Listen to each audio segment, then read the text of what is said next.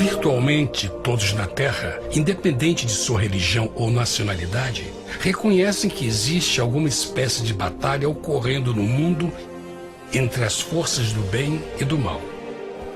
Uma luta colossal entre a luz e as trevas, a verdade e o erro, a opressão e a liberdade, o bom e o mal, e finalmente, a vida e a morte. Qual é a história por trás deste evidente paradoxo? Muitas religiões, assim como a Bíblia, ensinam que além deste véu tridimensional do mundo físico que vemos, existe outro mundo espiritual que não podemos ver. Nesta realidade invisível ao nosso redor, se desencadeia uma batalha titânica entre o herói supremo e justo contra o vilão mais cruel e maligno. A grande pergunta é: quem são esses personagens e como e onde começou esta crise cósmica? Este é o maior mistério de todas as épocas e a história mais fascinante e verdadeira que jamais tem sido contada. Esta crise envolve cada pessoa sobre a Terra. Sim, cada pessoa.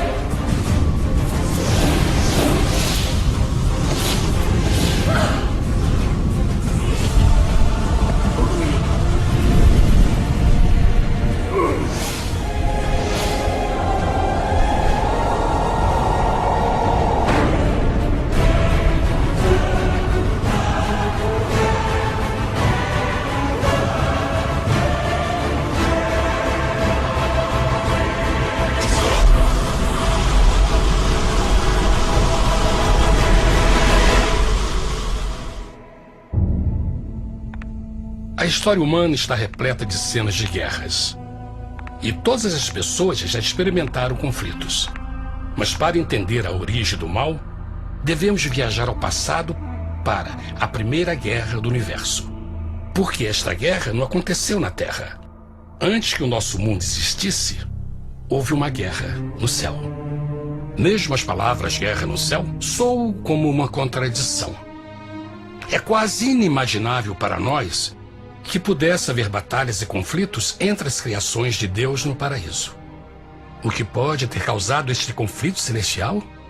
Graças a um livro antigo chamado Bíblia, temos detalhes suficientes para poder juntar as peças e desatar os nós.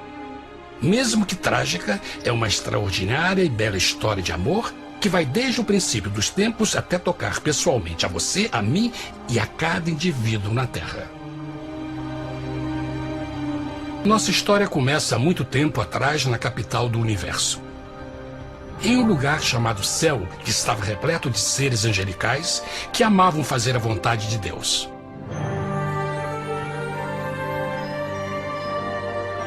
Sob o justo e amoroso governo do Criador, todo o céu desfrutava uma existência de felicidade e perfeita paz.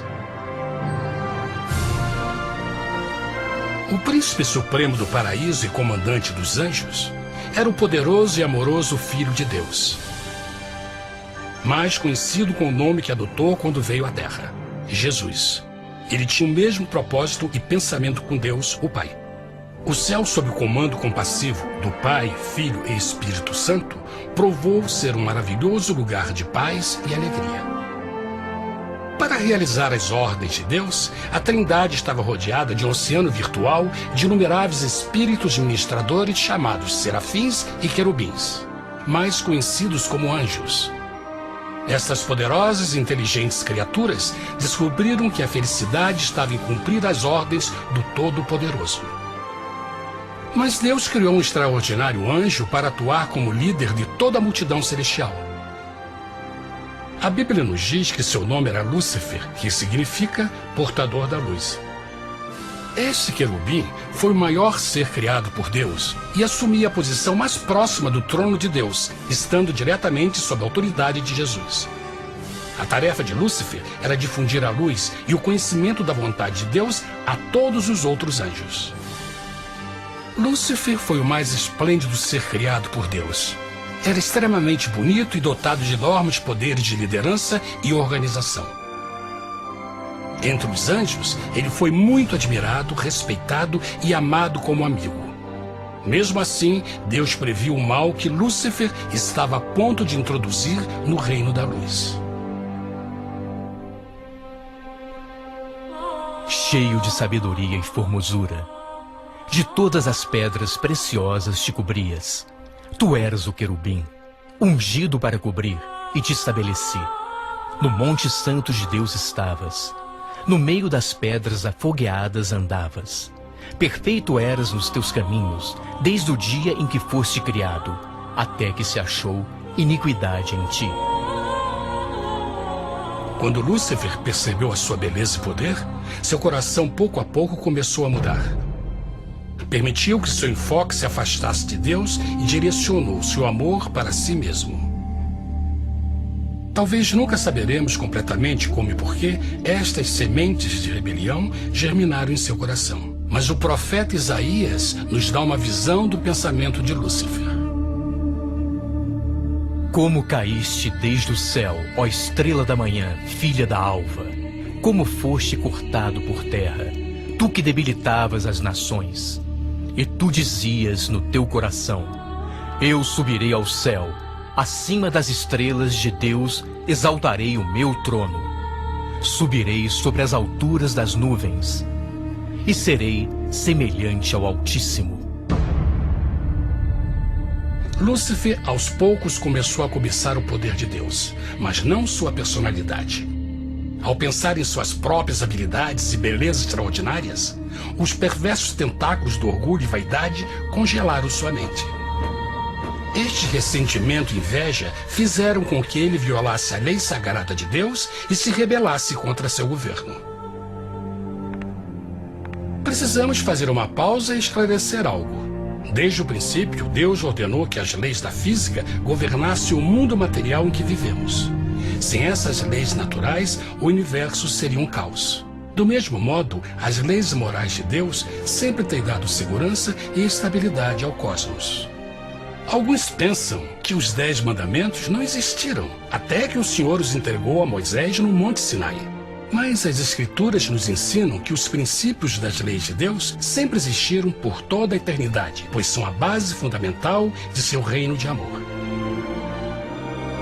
Seguros todos os seus mandamentos, permanecem firmes para todo sempre e são feitos em verdade e retidão. Os 10 mandamentos são um resumo das características de um Deus de amor. Os primeiros 4 mandamentos descrevem quem é Deus, seu poder, seu território e autoridade. Os últimos 6 descrevem como é Deus, sua honestidade, sua pureza, sua fé. Todas estas coisas sempre foram verdade e sempre serão verdade. Agora, pela primeira vez na história da eternidade, Lúcifer começou a violar esses princípios perfeitos. Lúcifer sabia que se fosse compartilhar o poder e status de Deus, necessitaria de apoio. E deu início ao trabalho. Começou sorrateiramente a circular entre os outros anjos, plantando sementes de dúvida e descontentamento a respeito da liderança de Deus, ao mesmo tempo em que, sutilmente, revelava suas próprias virtudes. Ele insinuou que Deus abusava de seu poder divino e suas leis restringiam a verdadeira liberdade e felicidade de suas criaturas. Com seu raciocínio audaz e poder de influência, Lúcifer pôde persuadir a um grande número de anjos a se unirem para seu motim. Talvez se perguntem, como tantos anjos inteligentes puderam seguir esse desertor? Bom, lembrem que até esse ponto nenhum anjo tinha escutado uma mentira. E nesse primeiro estágio da rebelião, os anjos não perceberam a obsessão de Lúcifer em assumir a posição de Deus. Não sabiam que finalmente ele planejaria a tortura e o assassinato do Filho de Deus na cruz com a intenção de ocupar o seu trono. Estranhamente, Lúcifer pensou que poderia ocultar seus verdadeiros propósitos de Deus. Ai dos que querem esconder profundamente o seu propósito do Senhor e fazem as suas obras às escuras e dizem: quem nos vê e quem nos conhece? Não pense nem por um momento que a rebelião de Lúcifer surpreendeu Deus e o pegou desprevenido. O Senhor sabe de todas as coisas e os pensamentos de suas criaturas. Ele entendia exatamente o que estava se passando pela mente de Lúcifer. E piedosamente Deus advertiu o desgarrado anjo do perigo. Mas no final, o orgulho e a vaidade não permitiram que Lúcifer se arrependesse. Então, iniciou a rebelião total contra Deus em vez da humilde obediência. Alguns podem perguntar: isso significa que Deus criou um anjo defeituoso? Não, mas ele criou Lúcifer com livre-arbítrio. Verão que o livre-arbítrio é uma coisa maravilhosa, mas também muito perigosa, incluindo o risco de uma rebelião e a possibilidade de que o amor de Deus seja rejeitado. Vejam que o amor real não pode vir de uma criatura pré-programada e não pode ser forçado, deve ser voluntariamente dado. Por exemplo, mesmo que seja bonito este cachorro robô, na verdade, nunca poderá amar-me. Posso fazer que pareça que me ame, mas só estará seguindo instruções pré-programadas. Não tem opção. Por outro lado, este pequenino está realmente feliz em ver-me. Ele decidiu dar-me seu afeto. E com o tempo, nossa relação se fará mais forte, enquanto eu ame e cuide bem dele. Do mesmo modo, um Deus de amor só quer amor verdadeiro de suas criaturas. E para que isso aconteça, elas precisam ter o livre-arbítrio. A rebelião de Lúcifer é a maior evidência de que ele tinha esta liberdade. Agora, a grande pergunta é: como Deus enfrentaria esta crise? Como lidaria com Lúcifer e com os milhões de anjos que se uniram nessa rebelião? Muitos questionam: por que Deus não acabou imediatamente com a rebelião? Afinal, ele poderia facilmente vaporizar Lúcifer com um raio. Mas isto teria solucionado o problema? Não, pelo contrário. Isso só teria intensificado as dúvidas e suspeitas que Lúcifer havia plantado na mente dos anjos. Lembrem que Lúcifer sabia, como ninguém mais, da engrenagem interna do governo de Deus. Sua destruição seria vista como parte de uma grande armação, e a razão que o motivou a servir Deus teria sido o medo da represália e não o amor. O Senhor sabia, na sua sabedoria, que a melhor forma de enfrentar a crise era permitindo que tudo seguisse o seu curso. Esta seria a única forma de se assegurar que o mal não se ergueria outra vez. Deixai crescer ambos juntos até a ceifa. E por ocasião da ceifa, direi aos ceifeiros: colhei primeiro o joio e atai-o em molhos para o queimar, mas o trigo ajuntai-o no meu celeiro. Na parábola do joio e do trigo, Jesus descreve que um tempo de crescimento é necessário para que uma planta revele sua verdadeira natureza. No seu entendimento infinito, Deus sabia que com o tempo, o caráter real de Lúcifer seria exposto e que os amargos frutos de sua rebelião seriam vistos. Até agora, os cidadãos do universo não estavam familiarizados com o pecado e até onde os levaria. Mas isso mudaria quando eles vissem por si mesmos sua terrível natureza autodestrutiva. Afinal, a sabedoria e o amor do governo de Deus seria para sempre confirmado e o universo estaria seguro. Quando Lúcifer e seus seguidores revelaram abertamente sua rebelião, o Senhor soube que não haveria paz se permitisse que eles ficassem no céu. Deveria impor um limite, entrar em ação e enfrentar os rebeldes. Mas Lúcifer e seus seguidores nunca sairiam por vontade própria ou pacificamente. O passo seguinte foi a guerra. houve batalha no céu. Miguel e os seus anjos batalhavam contra o dragão. E batalhavam o dragão e os seus anjos. Mas não prevaleceram, nem mais o seu lugar se achou nos céus. E foi precipitado o grande dragão, a antiga serpente, chamada o Diabo e Satanás, que engana todo mundo. Ele foi precipitado na terra, e os seus anjos foram lançados com ele. A Bíblia não revela exatamente que tipo de armas foram usadas durante este conflito cósmico. Mas esta guerra foi como nenhuma guerra que os olhos mortais já viram. Apocalipse 12:4 nos diz que finalmente Lúcifer e 1/3 dos anjos de Deus foram expulsos do paraíso.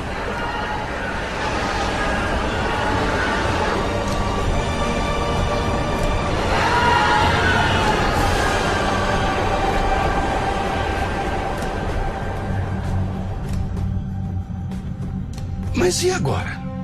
Lúcifer tinha milhões de anjos ao seu lado, mas precisava de um pedaço de chão para continuar sua rebelião. Rápido, muito rápido, o universo começou a entender o quão doloroso e caro o pecado poderia chegar a ser. Mas a guerra não tinha terminado, apenas começava. Lúcifer, o portador da luz, agora virou Satanás, o adversário.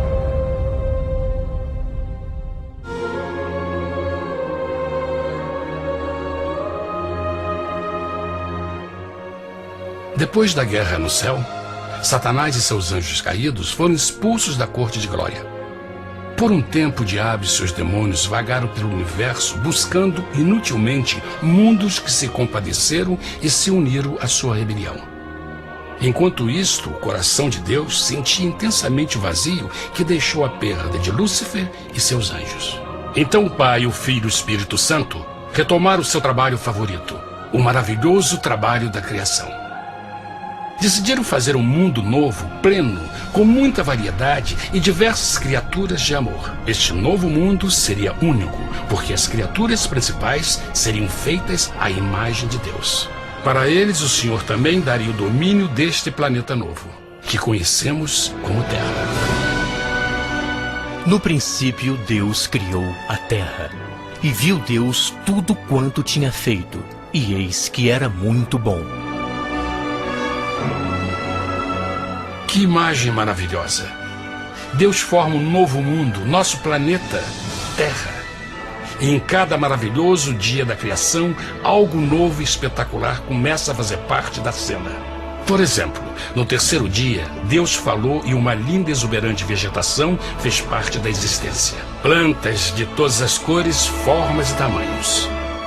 No quinto dia, o mundo estava repleto de espantosas e exóticas criaturas, que podiam tanto se elevar aos céus como deslizar pelas águas azuis. E outras podiam fazer as duas coisas. No sexto dia, houve a introdução de um grande número de animais terrestres. Desde o gigante elefante até o pequeno esquilo, cada um encontrou um lugar nesse novo planeta para viver em harmonia com o resto da criação. E também no sexto dia, Deus criou o homem.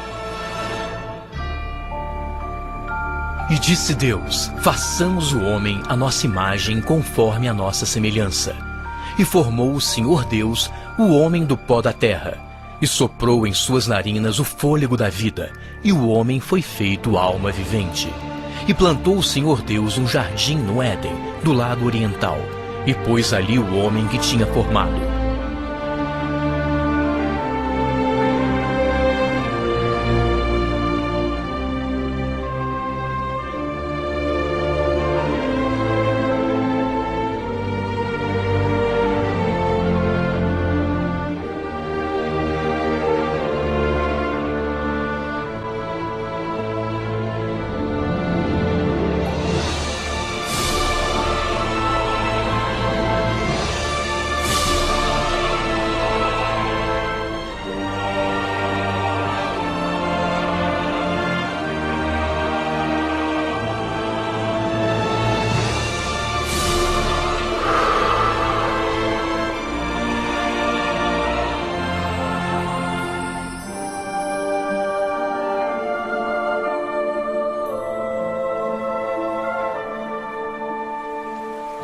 Mas que grande honra ser criado à semelhança de Deus, ser um indivíduo com liberdade de pensamento.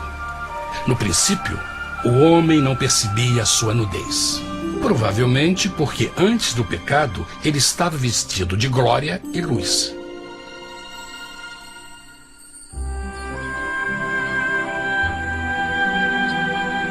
Deus também criou a companheira perfeita para Adão, sua bela esposa Eva.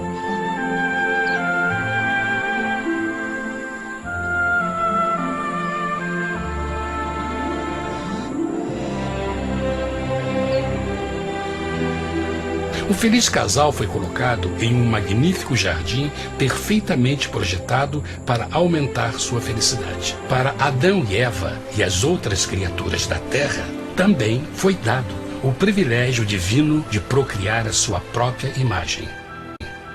A intenção de Deus foi que a raça humana tivesse domínio sobre este paraíso perfeito para sempre.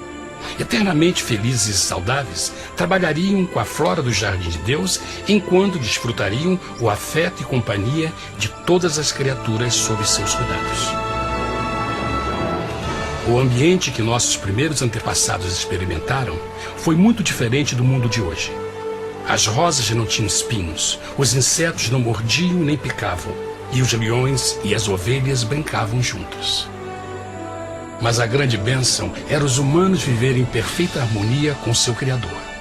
A cada 7 dias, Adão e Eva descansavam de seu prazeroso trabalho e gozavam de uma comunhão com a visita de seu Criador.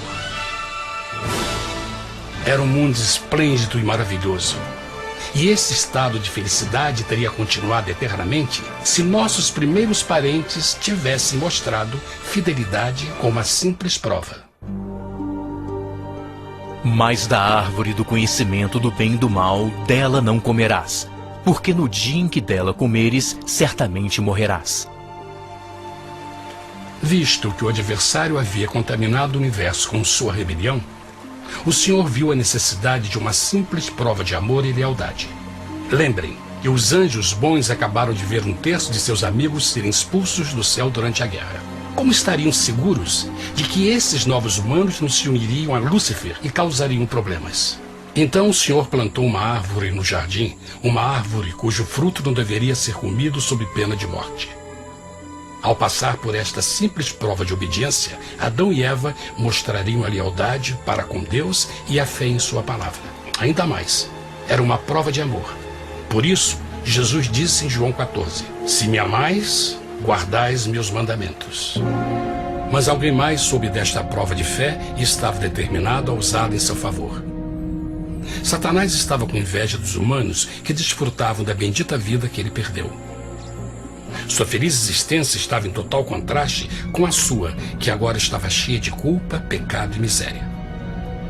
Com ressentimento e raiva, não estava disposto a deixar o casal em paz, pois o pecado sempre buscará arrastar a outros consigo.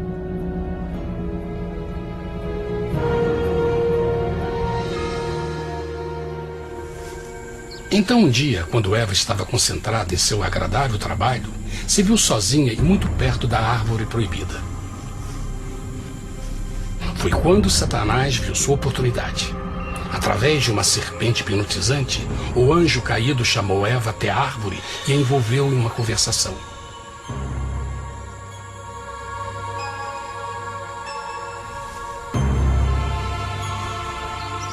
Suas palavras encantadoras foram cuidadosamente calculadas para gerar desconfiança a Deus.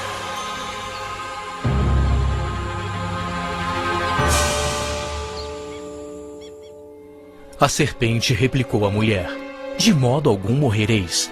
Deus sabe que no dia em que dele comerdes, vossos olhos se abrirão, e sereis como Deus, conhecedores do bem e do mal. A mulher notou que a árvore era boa para comer, pois era atraente aos olhos e desejável para alcançar sabedoria. Colheu o seu fruto e comeu. Deu também ao seu marido, que comeu assim como ela. Tragicamente, quando Eva escutou a suave e sedutora voz do tentador, começou a ter certas dúvidas da palavra de Deus. A serpente enganou-o com a promessa de grande poder e sabedoria. Isso chamou sua atenção. Além disso, aparentemente um fruto deu à serpente a habilidade de falar. Que outros poderes poderia dar a ela? E mesmo tendo acabado de conhecer a serpente, ela confiou em sua palavra acima da de Deus, quem a criou, e lhe deu um paraíso para viver. Então Eva comeu o fruto proibido e convenceu seu esposo a fazer o mesmo. Adão poderia ter escolhido ser fiel a Deus, mas colocou seu amor pela esposa acima do seu amor por Deus. Quando os nossos primeiros parentes mostraram lealdade ao inimigo, o domínio da terra foi tomado por Satanás. Não sabeis que, vos oferecendo a alguém para lhe obedecer, vos tornais escravos daquele a quem obedeceis? Ninguém pode servir a dois senhores. Este mundo agora seria o último campo de batalha entre o bem e o mal, e o coração de cada homem e mulher seria o prêmio. Adão e Eva não se deram conta desse tempo, mas seu momento de desconfiança e desafio abriria as comportas do sofrimento de milhões de pessoas durante milhares de anos.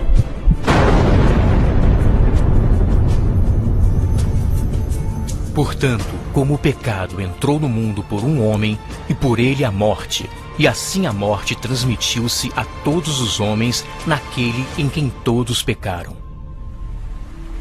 Nossos primeiros parentes logo enfrentaram o terrível resultado de seu pecado. Em estado santo, Adão e Eva resplandeciam com túnicas de glória. Depois de pecarem, suas túnicas naturais de luz se desfizeram e eles ficaram mortificados com a sensação de sua nudez. Vergonha e temor tomaram lugar de sua alegria e paz e trataram de cobrir sua nudez com folhas. Agora eles se encontravam sob constante influência do diabo. Ao ceder à tentação, debilitaram sua natureza, e Satanás ganhou poder sobre a humanidade. As pessoas não podiam resistir às tentações do diabo com sua própria força. Por último, e o mais aterrador, se encontravam vivendo sob a pena de morte iminente. Deus havia advertido que a desobediência traria a morte. Já tinha experimentado a morte espiritual. Quanto tempo passaria para sofrerem a morte física também? Nesse ponto, seu futuro não tinha nada mais que escuridão e desespero. Tendo expulsado o homem, colocou diante do jardim do Éden os querubins com o cintilar da espada flamejante, para guardar o caminho da árvore da vida. Como o pecado provocou a expulsão dos anjos caídos de seu lar celestial, agora pela desobediência, Adão e Eva foram tirados de seu jardim, seu lar no paraíso. Tudo à sua volta estava mudando rapidamente, e a humanidade se encontrou suscetível às dores, doenças e finalmente à morte. Até os animais e plantas estavam infectados pela terrível maldição. Os espinhos e cardos agora apareciam em árvores e flores, e os animais que antes eram gentis começaram a se matar e a devorar uns aos outros. O pior resultado foi que o pecado separou a humanidade de Deus. Mas vossas iniquidades cavaram um abismo entre vós e vosso Deus. São vossos pecados que ocultaram de vós sua face, para não vos escutar. Na criação, foram dados a Adão e Eva a honra de falar com os anjos, e até com o Filho de Deus cara a cara. Mas Deus é tão puro e santo que nenhum mal pode existir na sua presença. Agora que os primeiros humanos tinham pecado, Deus afastou sua santa presença deles para a sua própria proteção. O pecado tinha queimado uma parte da alma do homem que já não podia ver a dimensão espiritual. Deste momento em diante, a comunicação com o céu seria limitada. Mesmo com todas estas maldições caindo sobre Adão e Eva, o coração do Senhor se encheu de compaixão. A lei que haviam violado não poderia ser alterada para salvá-los, pois é tão sagrada e imutável como Deus mesmo.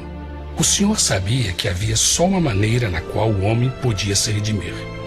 Então um plano foi revelado, nascido do fundo do coração de Deus. Um plano para salvar o homem de seu encontro com a morte eterna e restaurar tudo que estava perdido com o pecado. Seria de grande intensidade, alcance e poder, mas seria um plano que também implicaria num enorme sacrifício. O amor de Deus para conosco se manifestou por ter enviado ao mundo seu Filho unigênito, a fim de vivermos por ele. Nisso consiste o amor, não em termos nos amado a Deus, mas em ele nos ter amado e enviado seu Filho para se sacrificar por nossos pecados. As Escrituras claramente ensinam em Romanos 6:23, o custo do pecado é a morte. A lei violada demandava a vida do pecador e só tinha um em todo o universo qualificado como substituto da humanidade. O Criador só podia pagar a dívida de suas criaturas tomando seu lugar.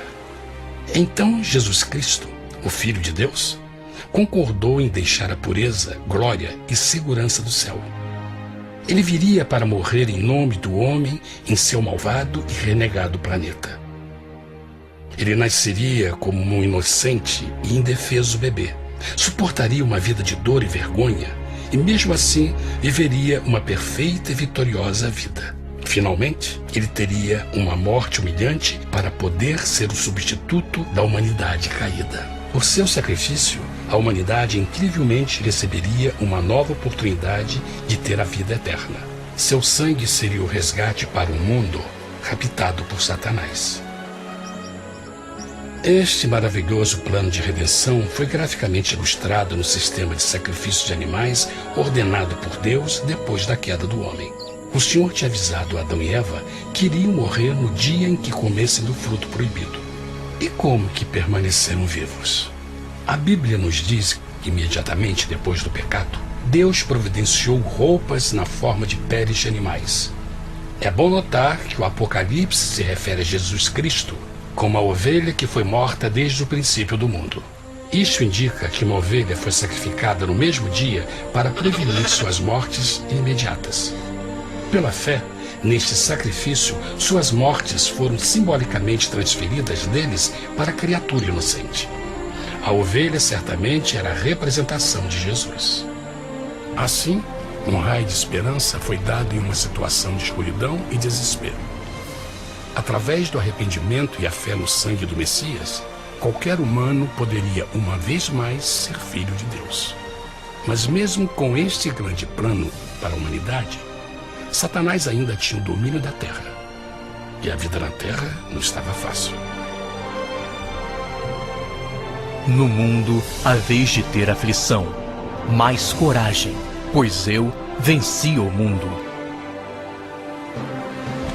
Naturalmente, muitos se perguntam, como um Deus amoroso e poderoso permite dores e sofrimentos no nosso mundo atual? Mas está claro desde o Gênesis que Deus nunca quis que nós tivéssemos o conhecimento da dor dessa vida. Quando o mundo saiu das mãos de Deus, a terra era um maravilhoso paraíso. Foi o pecado de Adão e Eva que deu a Satanás o direito de assumir o controle deste planeta. Devido à sua trágica eleição, o diabo e seus súditos ganharam o poder de tentar e atormentar os humanos, introduzindo a doença, a dor e o sofrimento. Talvez fosse melhor perguntar: por que Satanás não tem o controle total da humanidade? A resposta é Jesus Cristo. Talvez já perceberam que a morte de Jesus na cruz deu a cada um de nós a oportunidade de sermos salvos, mas na verdade fez muito mais do que isso. Quando o Salvador ofereceu sua vida para redimir a terra, esse ato poria restrições ao controle de Satanás sobre a humanidade. Satanás não poderia forçar nossa vontade e seu poder de nos ferir seria limitado. O sacrifício de Cristo também nos trouxe um tempo de prova, durante o qual poderíamos ver a diferença entre o governo de Deus e o de Satanás, e então decidir a quem servir. Finalmente, pelo sacrifício que fez Jesus, o reino de Satanás chegará ao seu final, e um dia a terra será devolvida ao homem mais maravilhosa do que era no princípio. Mesmo Adão e Eva tendo começado suas vidas como exilados do paraíso, ainda tinham esperança. Deus providenciou peles de animais sacrificados para se cobrirem. Mas o mais importante, ele prometeu o sangue do Cordeiro de Deus para pagar por seu pecado, se aceitassem Cristo e se arrependessem. Uma grande pergunta permanece: as pessoas aceitaria o grande presente de Deus? Como escaparemos se agora desprezarmos a mensagem tão sublime da salvação? A incrível história que acabaram de escutar é verdade e afeta vocês. Pois, pelo desejo de Satanás de ser Deus e a desconfiança e desobediência de Adão e Eva, todos nós nos encontramos em uma situação perigosa. De um lado, a humanidade foi grandemente favorecida por Deus com uma segunda chance de recuperar nosso lugar no Éden. Por outro lado, se nós desistirmos de aproveitar esta grande chance, nos tornaremos escravos de Satanás e finalmente seremos destruídos quando Deus limpar o universo do pecado. Amigos, não há melhor hora de fazer sua escolha por Jesus do que agora mesmo. Nenhum de nós sabe quanto tempo mais teremos que viver nesta terra. Jesus nos tem mostrado grande interesse no seu bem-estar e seu amor por vocês o levou a providenciar uma maneira de escaparmos de uma futura destruição. Ele quer que você o aceite e se arrependa de seus pecados. Através de Cristo, pode encontrar o perdão para tornar-se como Ele em caráter. A triste notícia é que Satanás atua de todas as formas possíveis para evitar que aceite o presente da salvação de Deus. Devido à nossa rotina da vida, o amor ao dinheiro ou alguma outra distração fascinante, ele trabalha para manter a todos ocupados e afastados do que, na realidade, mais importa, sua salvação eterna. Para que entendam a realidade da situação e que se você não escolhe a Jesus por omissão, está escolhendo a Satanás. Mesmo que a terrível escolha de Adão e Eva nos traga morte e miséria, vocês agora podem tomar uma melhor decisão. Deus está oferecendo uma paz que satisfaz o anseio mais profundo de sua alma e uma alegria que não encontrará nas atribulações deste mundo. O desejo que tem o coração de Deus é que seja salvo e esteja com Ele no paraíso. Mas o único que pode mantê-lo fora do céu é você. Imagine a tragédia que seria se você recusasse este precioso presente. Você pode decidir hoje e aceitar a salvação que Deus prometeu. Na verdade, nesse momento, pode aceitar a vida eterna através de Jesus Cristo. Posso convidá-lo para que acompanhe agora mesmo em uma simples oração, aceitando sua maravilhosa oferta? Por favor, repita depois de mim. Querido Pai Celestial, venho a Ti agora e humildemente pedir Teu perdão. Senhor, confesso que sou um pecador e violei Tua santa lei. Entendo que a pena por esse pecado é a morte. Acredito que Jesus Cristo sofreu e morreu na cruz para receber o castigo por todos os nossos pecados. Acredito que Jesus ressuscitou e eu o aceito como meu Salvador pessoal. A partir deste momento em diante, Te dou o meu coração e o aceito como Senhor da minha vida. Por favor, perdoa todos os meus pecados e envia Teu Espírito para ajudar-me a fazer a Tua vontade. Te agradeço por Teu grande amor e aceito Teu presente da vida eterna. E eu oro tudo isso em nome de Jesus. Amém.